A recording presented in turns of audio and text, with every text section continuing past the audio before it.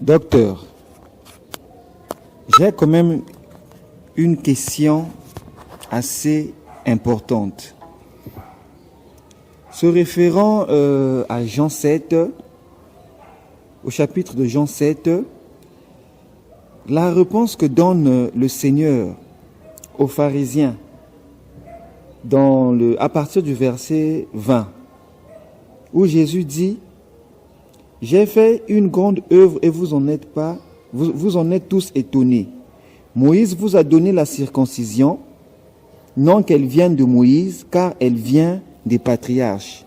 Et vous circoncisez un homme le jour du sabbat.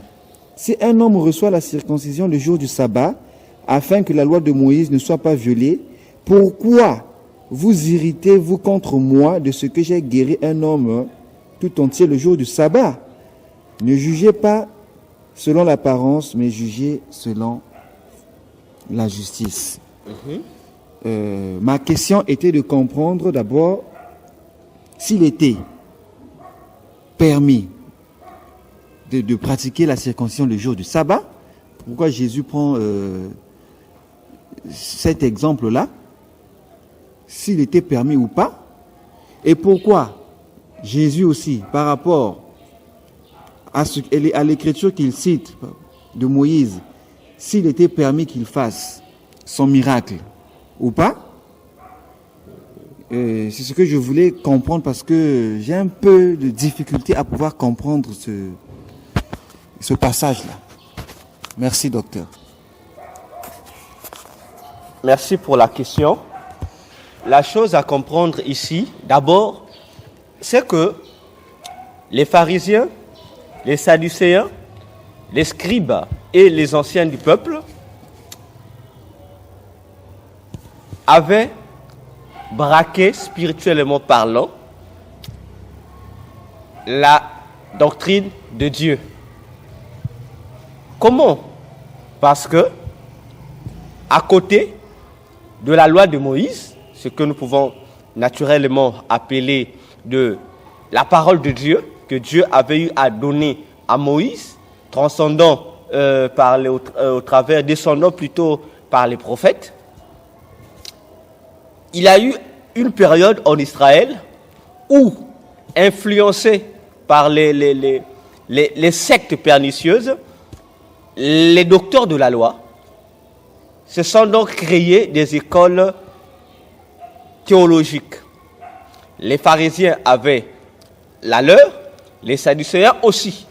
Donc, tout Israël était divisé comme en deux blocs. Il y avait d'un côté les pharisiens qui avaient leur propre école théologique, d'un côté les sadducéens. La différence entre les sadducéens et les pharisiens se situait à un niveau où les sadducéens croyaient aux choses spirituelles, c'est-à-dire aux esprits. Mais les sadducéens ne croyaient pas aux esprits. C'est-à-dire tout ce qui est lié esprit, ange et autres, ils ne croyaient pas à cela. Donc, en fait, vous avez voulu dire que les pharisiens croyaient à l'existence des esprits, mais les sadducéens ne croyaient pas à cela. Exact. Okay, donc c'est ça la situation. Mais les deux se disaient être des docteurs de la loi. Ils enseignaient la parole de Dieu. Déjà par là, il faut comprendre qu'il y a quelque chose qui ne va pas. Comment quelqu'un qui a reçu la loi de Moïse, qui se dit docteur de la loi, qui se dit enseignant, qui se dit sacrificateur, qui se dit même être compté parmi les ouvriers dans le temple de Dieu, mais qui ne croit pas aux anges, qui ne croit pas aux esprits, qui ne croit pas aux réalités spirituelles, il y a problème. Alors la question faut donc se poser. Les sadducéens lisaient quelle parole de Dieu lisaient-ils? Pourtant, ils étaient les serviteurs de Dieu, les chefs religieux même. Mais ils lisaient quelle loi, quelle parole de Dieu lisaient-ils? Parce que, déjà en lisant le premier passage de la Bible, Genèse, l'Esprit de Dieu se mouvait. On parle d'un esprit, mais comment eux, ils ne croyaient pas? Tout le long du livre, qui fait même leur fondement, le fondement des patriarches, on nous présente des esprits, des anges. Mais les sadducéens ne croyaient pas. Voyez-vous? Donc déjà ici, vous comprenez déjà que quelque chose n'allait pas. Dans ces écoles théologiques-là, il y avait quelque chose qui n'allait pas. Alors, non seulement cela, chaque école théologique des Juifs avait fait quoi? Avait fait un mélange Donc, ils avaient mélangé la loi de la parole de Dieu à leur philosophie religieuse. Du coup, ils ont donc créé leur propre doctrine. À tel point que, lorsqu'ils citaient un passage dans la Bible, c'est-à-dire dans la parole de Dieu, ils ne l'interprétaient pas selon la même parole de Dieu, mais d'après leur pensée théologique, d'après leur philosophie à eux. Et au fur et à mesure des années, cela était devenu comme une normalité pour eux. Et ils ont pris cette fausse normalité et ils l'ont inculquée au peuple de Dieu. Ce qui fait que lorsque le peuple de Dieu venait écouter l'enseignement, les pharisiens, les sadducéens, le docteur de la loi et les scribes, déjà emprisonnés dans cette fausse doctrine, faisaient quoi? Répondaient la même fausse doctrine au niveau du peuple. Mais continuaient à faire croire au peuple que ce que eux ils enseignaient provenait de la loi de Moïse. Voilà pourquoi tu vas remarquer un langage. Jésus va dire, il y a quelque part dans la Bible, il va dire aux gens, il dit, écoutez ce que disent les pharisiens, mais vous, ne pratiquez pas ce qu'ils font. Hein? Sûrement, tu as déjà lu ce passage. Oui, oui. Ok? Oui, oui. Quelque part encore d'autre, il va leur dire, méfiez-vous des levains des pharisiens. Or, les disciples pensaient, la Bible dit que les disciples pensaient que Jésus leur parlait des pains qui étaient restés après la multiplication, qu'il a eu à faire des pains et des poissons. Mais la Bible déclare que Jésus va leur faire comprendre qu'il ne s'agissait pas de ces pains-là. Le pain avec le vin dont il était en train de leur parler, il s'agissait de la doctrine des pharisiens. On va se dire à contradiction. Non. Lorsque Jésus dit, écoutez ce que vous dites, vous enseignez les pharisiens, mais vous ne pratiquez pas ce qu'eux ils font. Ça veut dire quoi? C'est que les pharisiens vous enseignent, c'est-à-dire la loi de Moïse, pratiquez. Mais ce que eux-mêmes les pharisiens pratiquent, ne vous le suivez pas parce que ce n'est pas la loi de Moïse, mais c'est leur théologie. Ok? Maintenant, lorsqu'il leur dit maintenant que méfiez-vous de la doctrine des pharisiens, ici Jésus les amène à ne pas pratiquer la doctrine que les pharisiens enseignaient, proprement dite. Voilà, tu vois, on va essayer tu vas lire un passage on va prendre Marc 7. Il y a un passage là-bas que nous allons lire. Marc 7. Si tu as la page, tu me dis.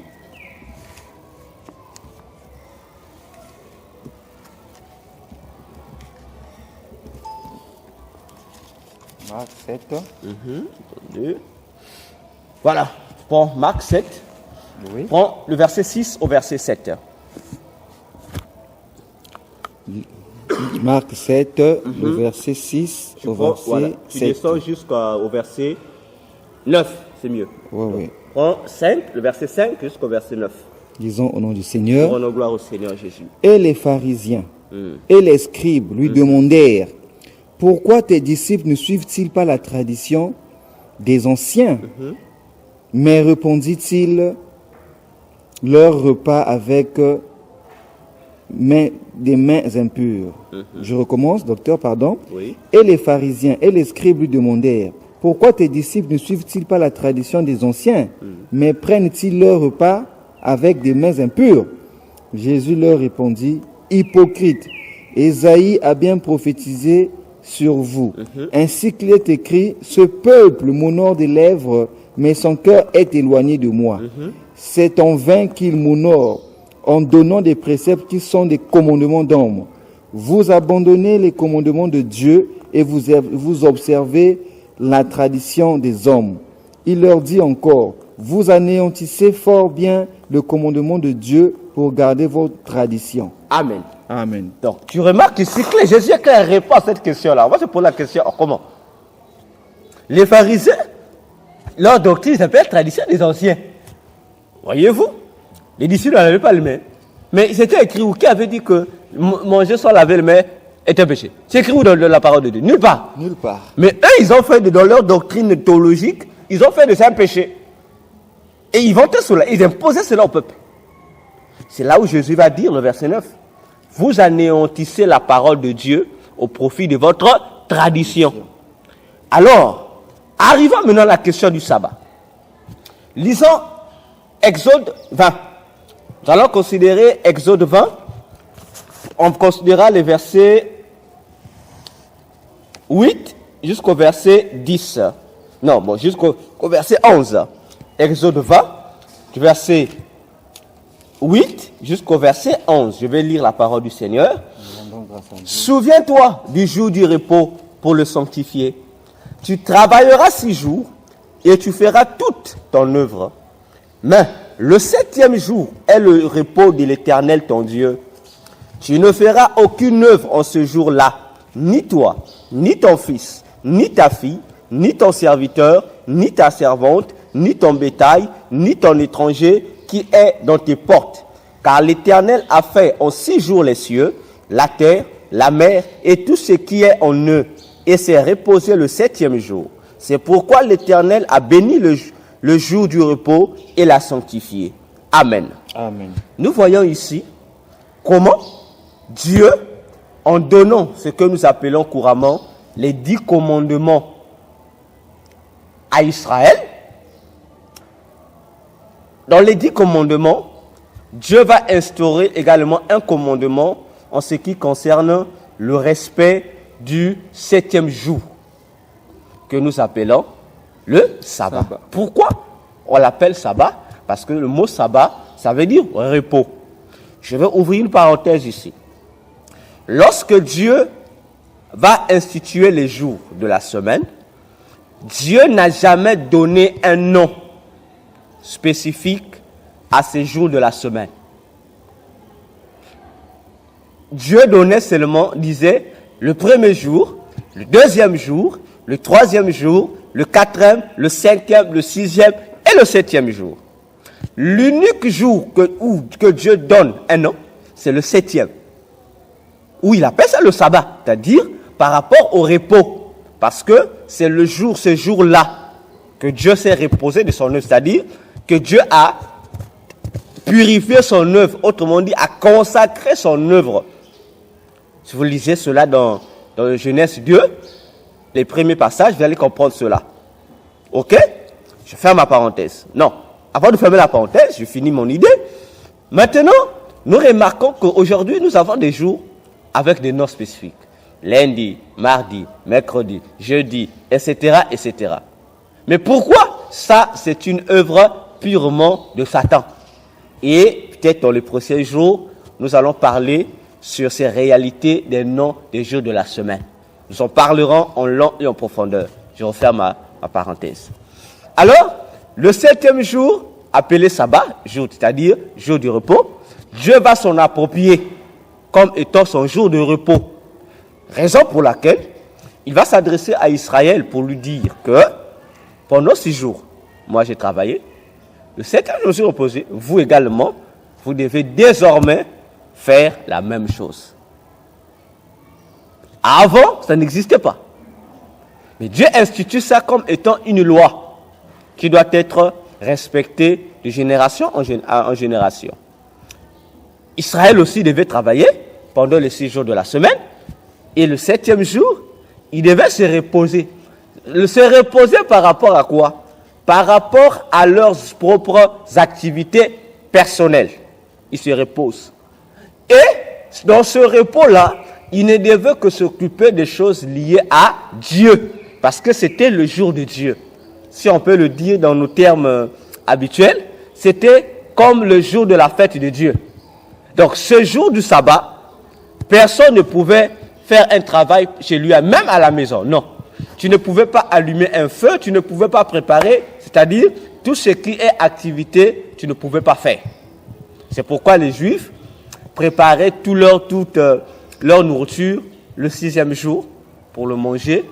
Également le 7e jour parce qu'on ne pouvait pas allumer un feu, on ne pouvait pas faire un chant, on ne pouvait rien faire, sinon que être là au service de Dieu pour l'honorer. Ok? C'est ce que Dieu avait donné concernant le sabbat. Au fur et à mesure, Israël respectait le sabbat ainsi. Maintenant, les pharisiens, les sadducéens, en un mot, les docteurs de la loi, c'est-à-dire les chefs religieux, étant déjà influencés par leur tradition d'homme, leur philosophie religieuse, ils vont faire quoi? Ils vont maintenant profiter pour imposer dans le sabbat au peuple des lois qui n'avaient rien à voir avec Dieu. C'est-à-dire, ils ont mal compris ces prescriptions du sabbat. Et automatiquement, pour eux, le sabbat, on ne pouvait pas agir, on ne pouvait pas guérir quelqu'un. Le sabbat, on ne pouvait pas faire un miracle. Le sabbat, on ne pouvait pas faire ceci, cela. Vous voyez, il y a déjà une confusion. Parce que, dans leur théologie, ils avaient déjà mal compris ce que Dieu avait prescrit sur le sabbat. Dieu est clair. Dieu dit, c'était le jour de son jour de repos. Le sabbat, on n'avait que le droit de faire ce qui donnait gloire à Dieu. Donc, ce qui était lié, autrement dit, au service de Dieu. Alors, tu vas voir que Jésus va leur parler de la circoncision, non? Il dit, vous circoncisez les gens le 7e jour, non? Il dit, mais alors que la circoncision vient des patriarches, pas dans le sens que ceux qui ont monté, non. Dans le sens où la première personne à qui Dieu a dicté cette loi, c'est Abraham. Pour marquer son alliance avec lui. Lorsque lui fait, il lui confirmera que, voilà, tu vas mettre au monde un fils. Mais Ismaël, je vais me souvenir de lui, quelque chose comme cela. Dieu va ordonner à Abraham de se circoncire, lui et les gens de sa maison, parce que la circoncision marquait donc comme une alliance, signe d'alliance entre lui, Abraham et Dieu, ainsi que le reste de la postérité d'Abraham. Donc tout celui qui était de la maison d'Abraham devait se circoncire. Que tu sois esclave d'Abraham, que tu sois serviteur, que tu sois qui, le fait que tu sois dans la maison d'Abraham, il fallait te faire circoncire. Ok? Et Jésus va rappeler aux pharisiens. Il dit, mais si vous le faites le sabbat, ce n'est pas un péché. Maintenant, moi qui viens guérir les gens le sabbat, qui fait mes miracles, vous dites que je pêche. Il y a problème, tu vois? Du coup, Jésus remettait les enseignants de la parole de Dieu à leur place. Pour leur faire comprendre, vous avez mal compris le sabbat. Que le sabbat, quoique tu ne peux pas allumer le feu chez toi à la maison, mais tu dois allumer le feu dans la maison de Dieu. Le sabbat, quoique chez toi à la maison, tu n'as pas le droit de faire tes activités domestiques comme il le faut, mais tu dois prendre soin de la maison de Dieu. Donc, ce qui était interdit de faire chez toi à la maison, pour que tu te reposes en ce qui concerne les œuvres physiques, les œuvres humaines, je monterai encore, entrant en profondeur pour dire, les œuvres charnelles, spirituellement, tu dois le faire. Donc, autrement dit, si nous utilisons un langage spirituel, le jour du sabbat, Israël, le peuple de Dieu devrait mettre fin, autrement dit, éteindre les œuvres de la chair pour activer celles de l'esprit. Voilà la réalité spirituelle du sabbat. Parce que la circoncision est spirituelle. Les pharisiens, ils savaient que c'était spirituel. Oui. Pourquoi c'était spirituel? Parce que lorsqu'on circoncisait quelqu'un, c'est-à-dire on arrachait son prépuce de son sexe, c'est-à-dire parlons des hommes, c'était la marque de quoi? De la nouveauté de vie en Jésus. Parce que ce qui fait un homme, restant dans la pensée de l'Ancien Testament, ce qui faisait dans l'Ancien Testament d'un homme, c'était son sexe. Parce que, à cette époque-là, l'honneur était plus donné aux hommes. Mais pourquoi? Parce que les hommes étaient considérés comme étant les porteurs de la sémence. Quelle sémence? De la postérité. C'est pourquoi dans l'Ancien Testament, vous allez remarquer, lorsqu'on parle des patriarches, on parlait des patriarches par rapport à leur postérité. Voyez-vous? Donc, c'est là où on parle du patriarcat dans l'Ancien Testament. Parce qu'on parle que des hommes. Et on dit, les femmes et les enfants n'étaient pas comptés. On parlait que des hommes. Parce qu'on se disait que l'homme avait la sémence. C'est-à-dire, lorsque nous parlons de la sémence, excusez-moi, nous parlons du sperme. Parce que les gens ne comprennent pas ça. Cherchez la signification étymologique, c'est-à-dire la vraie signification du mot sperme, ça veut être superbe, veut simplement dire sémence. Donc, dans l'Ancien Testament, ce sont les hommes qui étaient au devant de la scène. C'est eux qui portaient la sémence. Voilà pourquoi leur sexe avait une importance. Et la sémence était représentée par le sexe. Or, pour que le sexe soit pur, il fallait enlever le prépuce pour montrer réellement la tête, comme nous disons, on dit en biologie, le chapeau du pénis. Il fallait le montrer. Donc, lorsque le chapeau, vous voyez que lorsque vous avez votre pénis recouvert du prépuce, c'est difficile de déterminer réellement la forme de ton pénis. C'est difficile. Parce que cette peau, le prépuce, bloque. Mais une fois que le prépuce est ôté, on sent vraiment quelle est la tête, le chapeau de ton sexe. Ok? Donc, la circoncision, lorsqu'on faisait ici, c'était pour montrer la vraie identité de l'homme. Montrer réellement c'est son pénis. On voit c'est l'homme. Donc, ça veut vraiment dire quoi? Que la circoncision, c'était ce signe-là de la nouvelle naissance. C'est pourquoi l'apôtre Paul pouvait dire que les véritables circoncis, je pense que je vais retrouver le passage, c'est dans Philippiens. Il part dans Philippiens, je pense.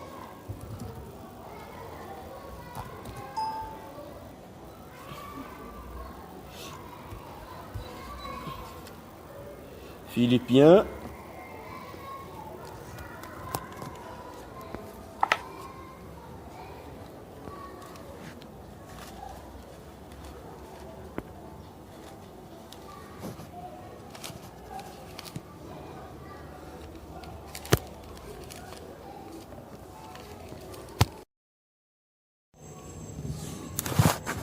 Donc, je disais, tu peux nous lire Philippiens 2, Philippiens plutôt 3, le verset 1 jusqu'au verset 5. Philippiens 3, du premier jusqu'au 5e verset. Tu peux lire.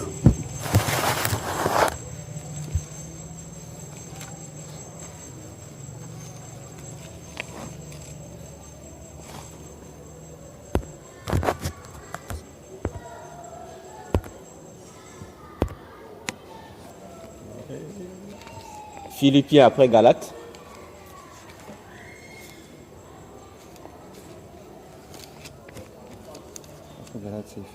Vas-y, continue. Oui, après Éphésiens plutôt. Philippiens 3, du 1er jusqu'au 5e verset. Du 1er jusqu'au 5e verset, lisons au nom du Seigneur. Rendons gloire à Jésus. Je ne me lasse point de vous écrire.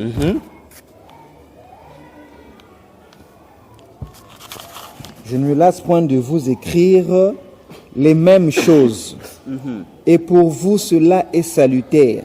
Non. Ok, c'est bon. Allez, c'est ça. Oui, oui. C'est ça. Allez, continue. Prenez garde aux chiens. Prenez garde aux mauvais ouvriers. Prenez garde aux faux circoncis. Je reprends la phrase. Prenez garde aux... Prenez garde aux faux circoncis. Voilà. Paul maintenant va expliquer les faux circoncis qui sont-ils. Vas-y. Car les circoncis, c'est nous qui rendons à Dieu notre culte par l'Esprit de Dieu, qui nous glorifions en Jésus-Christ et qui mettons point notre confiance en la chair. Continue. Moi aussi, cependant, j'aurai sujet de mettre ma confiance en la chair. Si quelqu'un autre croit pouvoir se confier en la chair, je le puis bien davantage. Moi, circoncis, le 8e jour de la race d'Israël, de la tribu de Benjamin, hébreu, né d'hébreu, quant à la loi, pharisien. Ok. On s'arrête d'abord par là. Tu comprends ici la transition spirituelle que l'apôtre Paul est en train de faire, de révéler aux enfants de Dieu, aux chrétiens que nous sommes. Il va comprendre la réalité spirituelle de la circoncision. Ok? Il leur fait comprendre que ceux qui sont restés dans l'esprit de la circoncision de la chair n'ont pas compris que la circoncision n'était que l'ombre des biens à venir. C'est-à-dire, ce n'était qu'un type de la véritable nouvelle naissance en Jésus-Christ. Il leur dit ici que la circoncision, ce n'est plus celle qui était là, ce n'est qu'un modèle. Mais la vraie circoncision, c'est spirituel en esprit en Jésus-Christ. C'est pourquoi il dit, les vrais circoncis, ce sont nous qui rendons notre culte en esprit. Ok?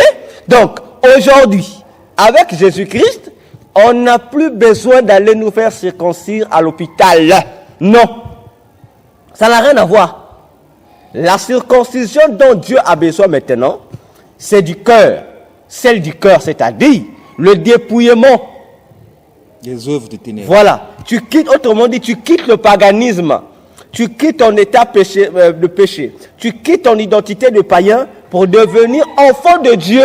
C'est-à-dire, cette transition, ce dépouillement-là, c'est ce qu'on appelle la circoncision spirituelle. Je vais revenir. Nous allons encore lire un passage dans Colossiens. Nous allons lire Colossiens 2. Colossiens 2. Considérons les versets 8 jusqu'au verset 11. Colossiens 2, le verset 8 jusqu'au verset 11. Lisons au nom du Seigneur. Bénissons le Seigneur. Prenez garde que personne ne vous fasse sa proie par la philosophie et par une vaine tromperie, s'appuyant sur la tradition des hommes, sur les rudiments du monde et non sur Christ. Car en lui habite corporellement toute la plénitude de la divinité. Vous avez tout pleinement en lui, et que le chef de toute domination et de toute autorité. Et c'est en lui que vous avez été circoncis, d'une circoncision que la main n'a pas faite, mais de la circoncision de Christ, qui consiste dans le dépouillement du corps de la chair. Amen. Voyez-vous, Paul ici ramène les mêmes idées qu'il a dit dans Philippiens 3. Il commence à nous dire de faire attention aux chiens, de faire attention aux faux ouvriers, de faire attention aux faux séquencés. Ici encore, dans Colossiens 2, il remet la même chose. Il dit faites attention aux doctrines. Là-bas, il a parlé des hommes. Ici, il parle des doctrines, des fausses doctrines. Il dit tout ce qui ne repose pas sur Christ, mais qui repose sur les philosophies, les traditions d'hommes, les rudiments du monde, etc., vous devez les éviter parce que nous avons tout pleinement en Christ.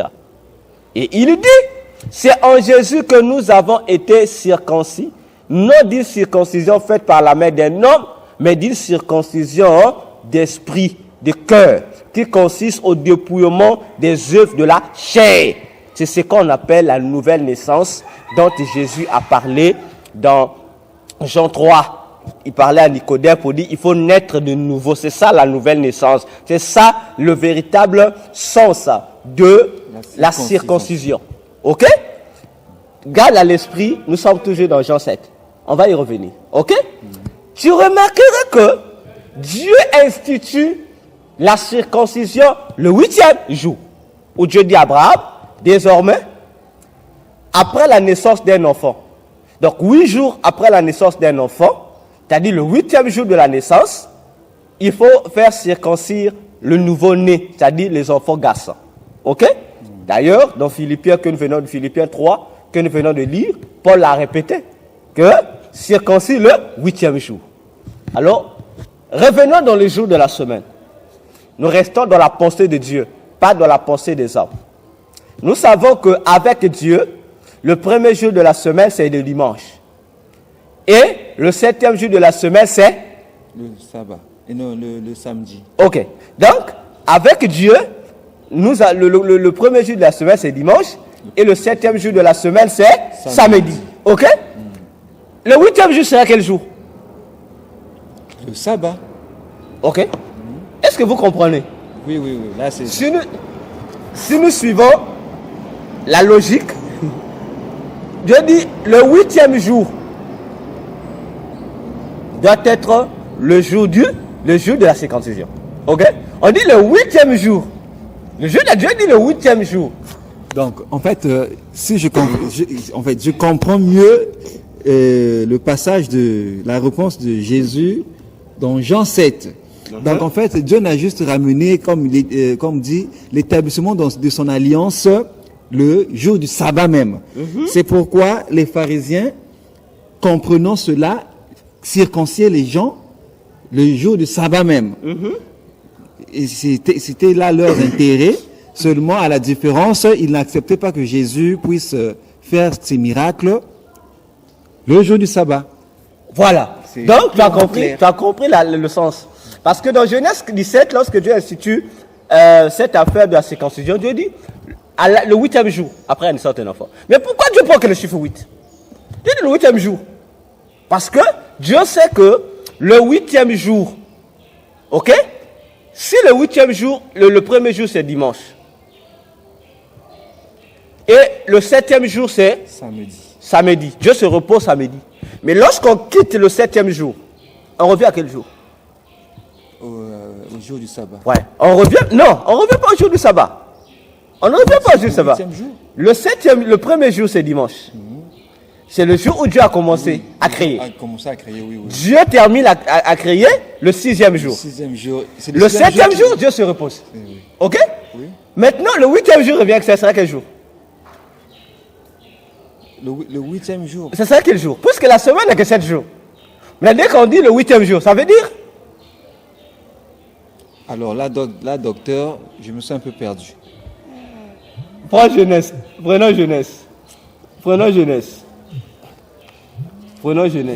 Genèse 1.1. Genèse 1. On va prendre Genèse 1 jusqu'au verset 5.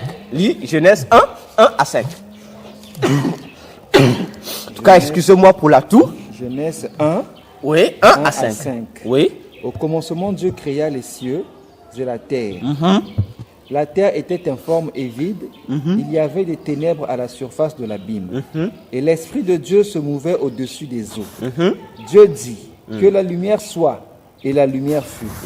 Dieu vit que la lumière était bonne, et Dieu sépara la lumière d'avec les ténèbres. Dieu appela la lumière jour, et il appela les ténèbres nuit. Ainsi il y eut un soir, et il y eut un matin. Ce fut le premier jour. Amen.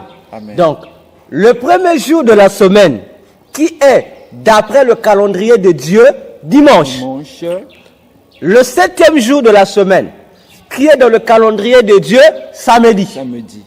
Et le 8e jour. Le 8e jour serait donc que la soirée de samedi. Non, le matin. Le premier jour, c'est quel jour? C'est dimanche. Le dernier jour, c'est quel jour? C'est samedi. Le 8e jour, c'est quel jour? Si nous revenons sur le calendrier, ça sera le dimanche. Donc, on revient au premier jour de la semaine. N'est-ce pas? Pour c'est le 7 jours. Dès qu'on arrive au samedi 7e jour, donc on dit 8e jour. Donc, on reprend le début de la semaine. Voilà. Ok? Or, dans Genèse, le premier jour de la semaine, il y a eu quoi? Création de la lumière. La lumière est venue servir quoi? À faire la séparation entre la lumière et les ténèbres. Mais si les pharisiens respectaient ça, et à Abraham, lorsque Dieu va donner à Abraham l'ascension le 8e jour, c'est comme pour dire à Abraham, je fais quoi? Je reviens au début. Mais, docteur, ça veut dire qu'à ce que je venais de dire tout à l'heure, les pharisiens aussi en temps normal, j'aurais cru comprendre qu'ils étaient dans la logique, mais ils n'étaient pas de la logique, puisqu'ils pendant qu'ils circoncisaient le jour du sabbat, ils n'étaient pas dans la logique, parce que c'était le jour du repos. Il fallait qu'ils puissent circonciser le 8e jour qui est le premier jour. Non, ils avaient dans ce sens-là, normal, c'est normal comme tu dis. C'est normal. Mais seulement, eux, ils n'étaient pas en erreur. Non, je dis bien qu'est-ce que je dis. Les pharisiens devaient circoncire le 8e jour. Par rapport à quoi le 8e jour? Le 8e jour de la naissance de l'enfant. Donc, lorsqu'un enfant naît, aujourd'hui, le 8e jour, si son 8e jour tombe un sabbat, on doit les circoncire. Oui. C'est normal. Ils étaient dans cette logique-là. Oui. N'est-ce pas? Maintenant, le problème, c'est sur le chiffre 8. Pourquoi Dieu n'a pas pris le chiffre 9 ou le chiffre 7 pour faire la circoncision? Oui, Il dit non, il faut s'asseoir seulement le 8e jour. Pourquoi le 8e jour? Parce que c'est le 8e jour, en fait, que le premier jour de la semaine. Le jour de la Or, le création. premier jour de la semaine, c'est le jour de quoi? Du début de la création. Parce que la création commence le premier jour. Or, le premier jour de la création, pour qu'il y ait création, il faudrait qu'il y ait quoi? Séparation entre la lumière et les ténèbres. Voilà pourquoi je disais tout à l'heure que la circoncision n'était qu'une préfiguration de la nouvelle naissance. Pour parler de la nouvelle naissance, il faudrait qu'il y ait séparation entre les œuvres de ténèbres et les œuvres de la lumière. C'est-à-dire, il faudrait que l'homme pécheur puisse quitter le péché pour aller dans le royaume de Christ, c'est-à-dire rentrer dans l'alliance de Jésus. C'est pourquoi l'apôtre Pierre pouvait dire, je pense dans 1 Pierre, il disait ceci, que nous sommes heureux. Parce que Jésus nous a transportés des royaumes des ténèbres vers les royaumes de lumière. Ok? C'est cette réalité de l'explication du 8e jour qui est le jour de la circoncision. Ok? Alors, les pharisiens, eux, il faut pour eux la circoncision le jour du sabbat. Il n'y avait pas un problème. Mais lorsque Jésus vient faire un miracle, le jour du sabbat, il boude. Comment ça? Mais Jésus faisait des miracles pour un objectif. Ok? Il faisait les miracles pour un objectif. Quel était l'objectif pour lequel Jésus faisait des miracles? On va le lire. On va lire.